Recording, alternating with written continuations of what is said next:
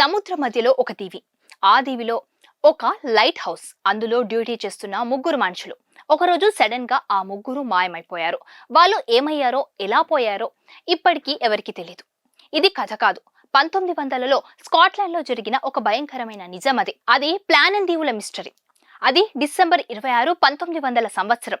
ఒక షిప్ ఆ light house దగ్గరికి వచ్చింది. కానీ అక్కడి నుంచి ఎలాంటి సిగ్నల్ లేదు. తీరా లోపలికి వెళ్లి చూస్తే అక్కడ డైనింగ్ టేబుల్ మీద భోజనం అలాగే ఉంది. కుర్చీలు కింద పడున్నాయి. గోడ మీద ఉండాల్సిన రెయిన్ కోట్స్ మాయమయ్యాయి. కానీ విచిత్రం ఏంటో తెలుసా? Log book. ఆ లాగ్ బుక్ లో చివరి ఎంట్రీ డిసెంబర్ 15న రాసి ఉంది.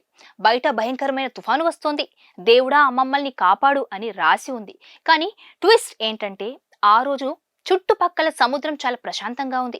మరి వాళ్ళకి కనిపించిన తుఫాను ఏంటి? వాళ్ళని భయపెట్టింది ఎవరు? కొందరు ఇది సముద్రపు దొంగల పని అన్నారు. ఇంకొందరు పెద్ద సముద్రము పాము మింగేసిందంటున్నారు. మరికొందరు ఏలియన్స్ తీసుకెళ్లారని కొందరు అంటున్నారు. ఇలాంటి మరిన్ని ఇంట్రెస్టింగ్ మిస్టరీల కోసం కొలుగూరి 24/7 న్యూస్ టీవీని సబ్స్క్రైబ్ చేయండి.